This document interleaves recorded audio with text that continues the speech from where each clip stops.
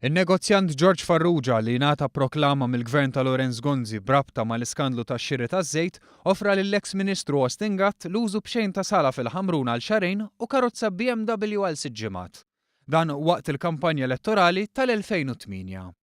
Din l-informazzjoni ħarġet fix-xhieda li taf il-qorti l-editur tal-Malta Today Xavier Balzan waqt li kien qed jixhed fl-ibel li infetaħ kontrih mill-eks Ministru Austin Gatt. Fix-xhieda tiegħu Balzan ppreżenta emails li juru li George Farrugia kien jiltaqa' ta' sikwit ma' Austin Gatt. Żied li mir-riċerka li għamel irriżulta li l-appoġġ ta' George Farrugia lejn Austin Gatt beda fl-2004. Hawn kien irrimarkat li Farrugia kien jagħmel minn kollox biex jgħin lil Austin Gatt tant li taħt donazzjoni ta' €2,000 bħala kontribut lejn il-kampanja elettorali tiegħu. Balzan sostna li din ma kienx donazzjoni unika.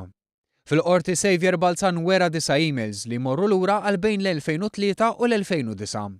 Email partikolari tindika li l-eks Ministru Austin Gatt talab kopja tal-kuntratt ma' Tozza, filwaqt li f'oħra jirreferi għal laqgħa li kienet ħassir bejn il-kumpanija Total, Tankred Tabone u Austin Gatt, bilan li jkun diskuss proġett mal-Enemalta. Xavier Balzan irrimarka li t-titlu li kien uża fil-gazzetta meta żvela l-iskandlu taż-żejt bl-ebda mod ma kien jindika li Austin Gatt kien jieħu l-commissions mill-kuntratti.